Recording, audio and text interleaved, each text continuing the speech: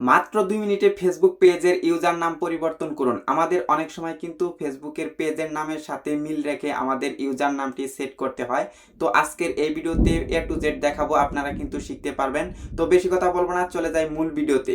তো আমাদের এই কাজটি করার জন্য আমাদের চলে যেতে হবে ফেসবুকে। তো আমি ক্লিক করে দিলাম।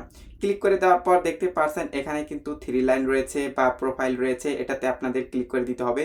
তো এটা কিন্তু এখানেও থাকতে পারে, তো আমার যেহেতু এখানে রয়েছে তো এটাতে আমি ক্লিক করে দিচ্ছি।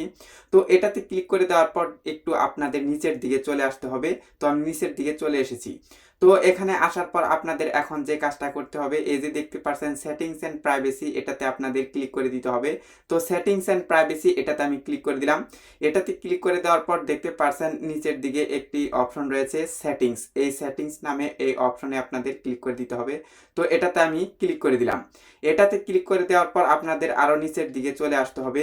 তো নিচের দিকে চলে আসার পর দেখতে পাচ্ছেন এখানে কিন্তু একটি লেখা রয়েছে পেজ সেটআপ, এটাতে আপনাদের ক্লিক করে দিতে হবে। তো পেজ সেটআপ এটাতে আমি ক্লিক করে দিলাম। তো এটাতে ক্লিক করে দেওয়ার পর দেখতে পাচ্ছেন ইউজার নাম এবং কি অনেকেই ইউজার আইডিও বলে থাকে, তো ইউজার নাম এই অপশনে আপনাদের ক্লিক করে দিতে হবে। তো এটাতে আমি ক্লিক করে দিলাম। তো আমি একটি নাম দিয়ে তারপর আসতেছি।